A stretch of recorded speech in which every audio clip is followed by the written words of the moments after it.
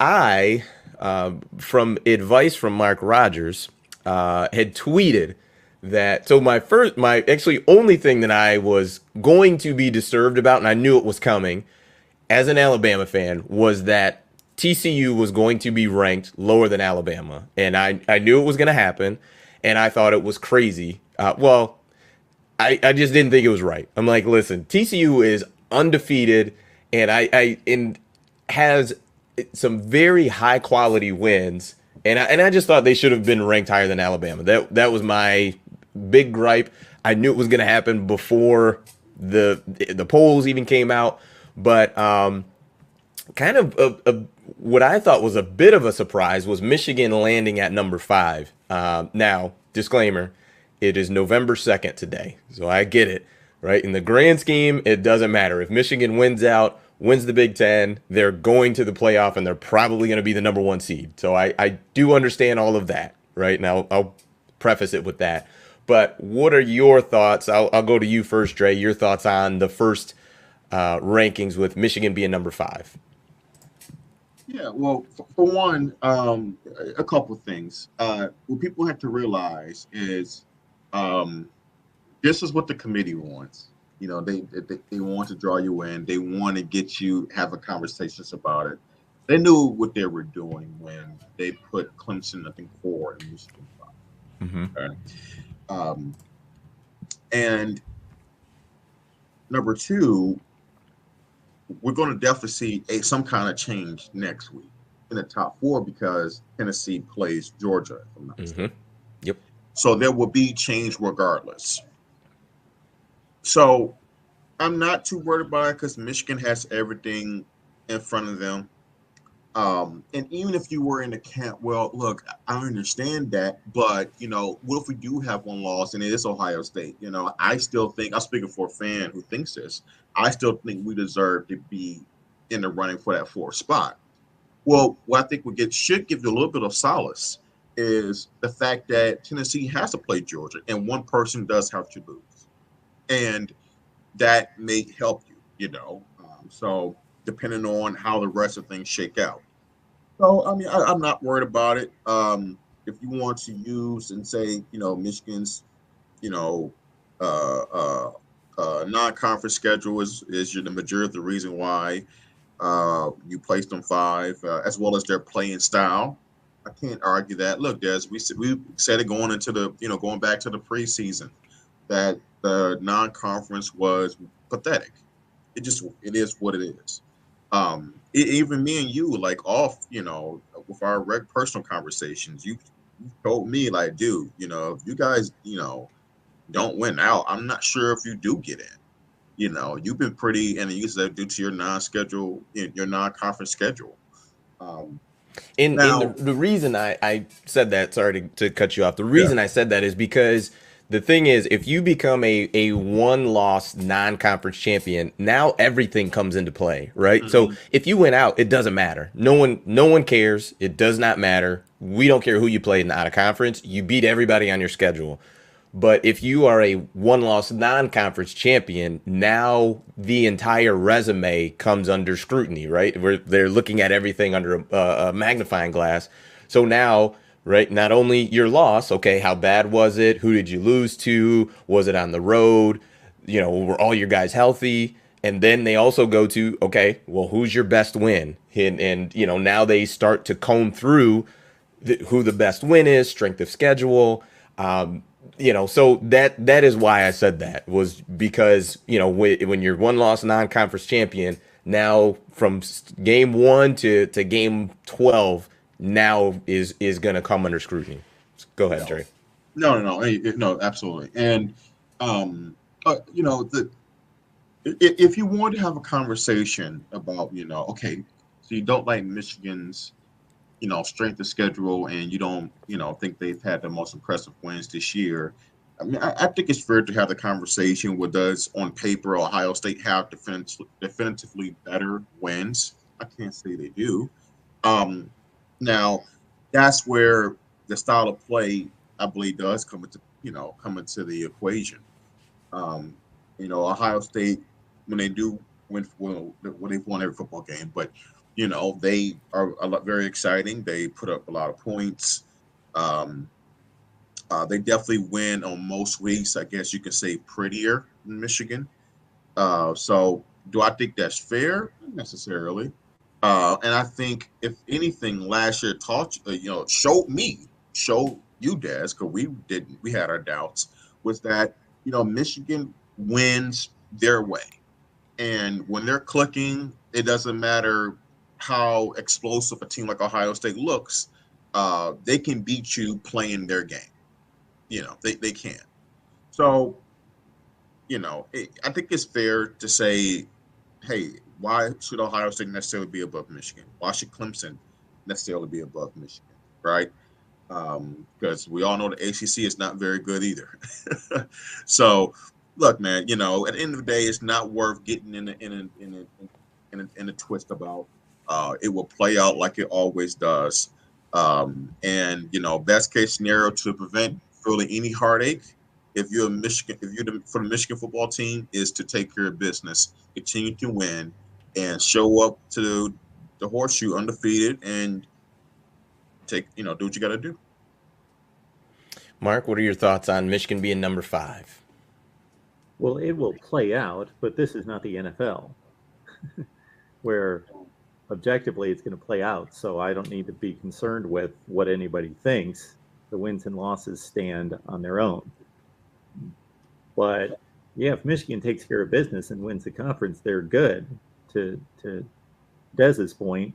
But also, I believe to Dez's point is that they're going to put themselves in a situation where if they lose to Ohio State in a really good game, and they have a legitimate claim as one of the 4 best teams in the country at 11-1 with a 30-27 loss to Ohio State, they're in jeopardy of being left out because of their non-conference schedule, because we have a situation in the SEC in particular where we've got 3 teams in play. Well, we really have 4 teams in play, but one of them is going to get automatically knocked out. But we could have 3 teams in play at the end in the SEC, plus other conference champions that could have 1 loss at TCU, at Clemson, that Michigan, with a win against Notre Dame or somebody, not that Notre Dame's that good this year, but they're starting to play better ball. They've got a couple decent wins, that Michigan would get a nod over, possibly,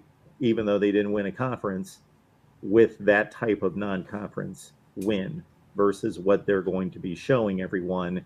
And that's most likely not going to be enough if they don't win the conference. Absolutely. Michigan man Jason puts, Clemson will lose to Notre Dame and Georgia will beat Tennessee. We'll be just fine. Honestly, I mean, even in that situation, I mean, okay, Tennessee having 1 loss, but having that Alabama win, I get it. It was home and it was only by 3, but the committee is going to look at that and say, boy, and now obviously I'm talking if Michigan did not beat Ohio State, but like, I mean, the committee, Tennessee's ranked number 1 right now. Let's understand there's an either or with Tennessee and Georgia. It's not like one of them's, oh, we need one to beat the other, and when they do, okay, they're both done. No. One of them's going to be in the SEC championship game with 0 losses. Mm-hmm. And I love some Alabama, but this doesn't look like the Alabama of normal, where we would say, oh yeah, if they just make it to the SEC title game, they'll be fine. They have plenty of issues before that, so I think like you mentioned, Mark, like it just brings into play a lot right now. And as I'm looking at the rankings, I mean, you've got USC is a 1-loss team right now. Oregon is a 1-loss team. They're both obviously in the Pac-12. I think that the Pac-12, I think, potentially can throw a wrench into just the plans overall right now, taking it off of Michigan. But in past years, we haven't had to worry about the Pac-12 since, 2016, I think. Washington was the last year that was there. Yep. So, it just kind of it throws a wrench in it. That's all. I think it's worth talking about. But it's let's see. Corey says doesn't have anything to do with non-conference. A 1-loss SEC team will get in over 1-loss Michigan. That'll be the spin, but everyone knows we're getting shafted regardless. I don't know. I think if you're talking, if it's well, I guess in that case there wouldn't be a case of Alabama versus Michigan because the only way Alabama would be there would be if they won the conference. But I think Alabama is that team that probably is going to get a benefit of the doubt.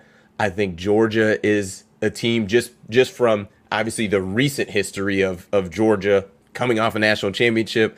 I think if they do lose to say Tennessee, I think the committee probably is going to look at that and say, well, there's a good chance there's a good chance that I think Georgia may be in, but It's I don't like know. Alabama. Well, you know what's different about Alabama this year is that even before they took the loss to Tennessee, they barely been keeping their head above water. You know, just avoiding a couple losses this year. You know, it's not like previous years where like if I was part of the committee, I would say, look, they've had one loss thus far, but even before that one loss, they barely survived the Texas. Probably should have lost, right? It looks like last year to me. Well, Yeah, it does look a lot like last year. we barely lost to let me just finish. LSU, Auburn. It's just, man, yeah, I know, but it's just the inner defense has been so disappointing. I don't know. They just don't. Well, the defense actually hasn't been that bad. I think what gets skewed is the Tennessee game because they put up a million points. They passed the eye test, Desmond. Like the thing is, like they don't pass the eye test to me, and I just I don't know. I mean, and it gets tough, right? Because a lot of times how the games look goes by matchups, play style, things of that nature. But I just don't think that. Look, some of us saw the TCU versus West Virginia game. I'm sorry, like there's no way in the world I'll pick TCU to beat Michigan. Okay, no way in the world I will pick that. Right? No way I'll pick TCU to beat Tennessee. Not anybody above them. I cannot say definitively. But besides, but see, here's the tough part is though that's not what it's based off of. You know what I mean? If TCU wins out or is a one-loss Big 12 champ, I think TCU's going to get in. I get it. It's just and the same thing with the Pac-12 with Oregon. Let's say somehow. How about this? Let's say somehow Tennessee beats Georgia in a nail biter, right? Mm-hmm. And Oregon goes on to win the Pac-12. Yes, it's a one-loss conference winner, but you're not going to tell me that first game of the year, Oregon versus Georgia, is not going to go into the committee's mind and weigh heavily, like on their decision, right or wrong. So, I mean, in what way do you mean? In like Oregon not getting in? Is that what you mean? In Oregon, there's that no way. Spot between Oregon and Georgia. I get that. I gotcha. Yes, but at that point, because see, Oregon already has one loss, right? It's Georgia. But if Oregon wins out and they are the Pac-12 champ, then I think they're getting in. But look. At the end of the day, man, it's tough to keep out a one. An overall consensus is it's tough to keep out a one-loss conference for a Power 5. It's going to be hard to do that. And by all means, and that's why expansion was definitely necessary because somebody's going to get probably if we have legitimate, which I think is possible, legitimately 5 to 6 really good teams this year, right? No one's great, but 5 to 6 really good teams this year. Yeah, it may be 1 or 2 teams that they probably will, have a real legitimate gripe that not only does our resume match up, but we actually on paper for this particular year should be in the mix, So it's difficult to leave out a one-loss conference champion. It's only been done a few times, but we're headed toward a situation which we may be there. And we may see 2 left out. Man, that would be crazy. We've got 5 conferences, and as it stands right now, they're all in play. I mean, the upsets, but the Pac-12 is the one that needs to keep winning because obviously they all have a loss, so they need to keep winning to factor in, or they're done. The Big Ten still has some play there because they've got 2 undefeated teams, and Clemson's undefeated, and Tennessee and Georgia are undefeated, although one's going to get knocked off on Saturday. So we could easily be at the end of this with every conference champion having 0 or 1 loss. So there's 5 already. And then Tennessee and or Georgia and Ohio State or Michigan So two other teams that are going to get a lot of consideration with one loss sitting there. Man, this might be some serious chaos. This will be one of those times where like we're going to be like, a lot of people who were against expansion, but you know what? And yeah, we already because it's going to be unfortunate. It's going to be unfortunate for some fan bases. Like, man, well, I think one loss Ohio State team should get it. I think a one loss the Michigan team should get it.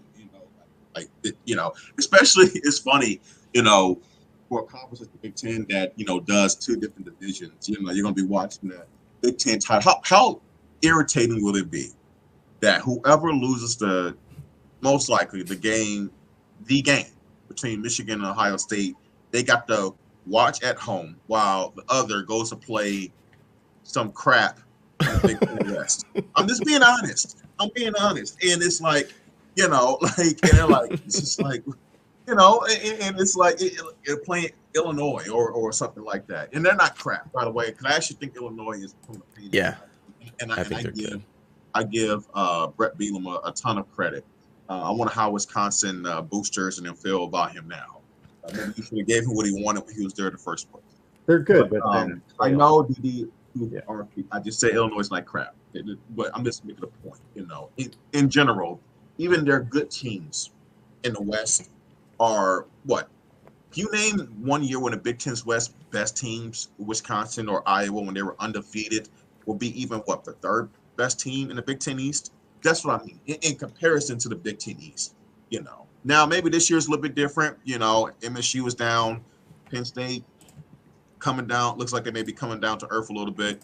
Maybe Illinois. I don't know if Illinois is better than Penn State or not. I guess it's debatable, especially with the quarterback position right now for Penn State. But I don't know. I don't want to go down the road that we're not talking about. Well, it's ridiculous to think about, but if Illinois runs the table, they'll have the win against Michigan and Ohio State and be the Big Ten champ, and they'll be 12-1. Oh gosh.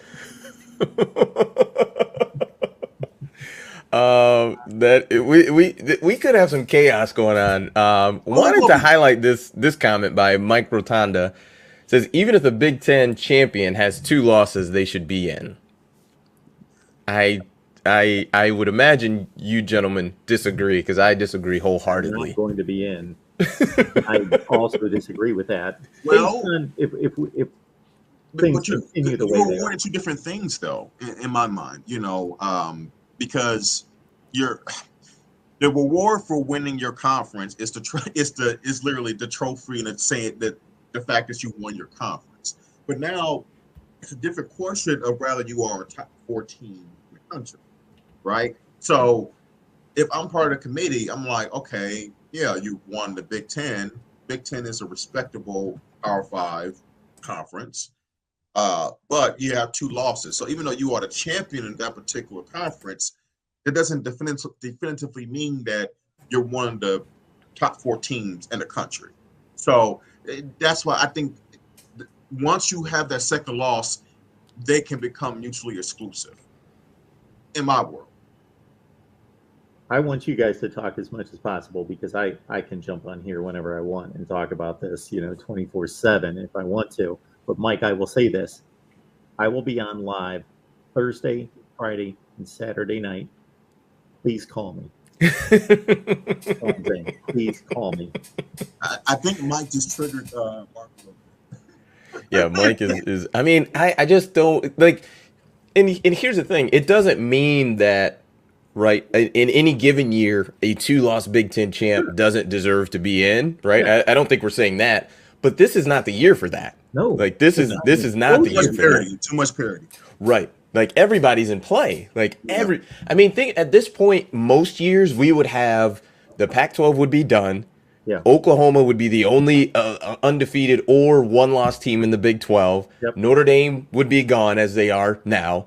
There would be no G5 team. Like that. This just isn't that year. You know what I mean? Like there's just too many conferences and teams in play. You had the number 9 team in the country fall flat in their face and get shut out 0-48. I mean, hey, you're talking about parity this year. What's going on? I hate to say it, but the Big Ten's not a good conference this year. It's not a good conference. It does not have – nothing can be justified about the Big Ten. Who is the Big Ten beaten outside of the conference? Nobody.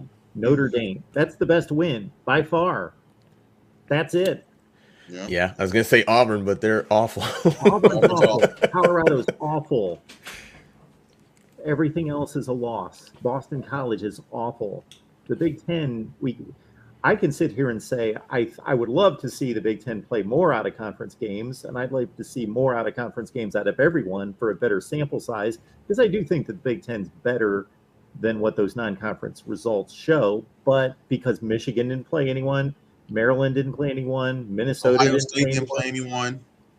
Well, I mean, they put Notre Dame on the schedule. Yeah. No, Mark. I need Mark. We need to throw that in there now. I know that y'all try to get No. We're talking about completely different things when we're talking about Notre Dame not being like what we expected them to be, top 5 to top 10, versus them. They're still a legitimate. They're still the best team that anyone in the conference has played out of conference. Out of conference, yes. Oh, okay. The entire conference. Mm-hmm. For sure. So yeah, it's not a great win, but Notre Dame went out there and smacked Syracuse by 3 scores and North Carolina by 3 scores. They're still a legitimate top 25 to 40 team. My point being that I think the Big Ten's better than it is shown, but you got to go based on the results, and the Big Ten has beaten no one.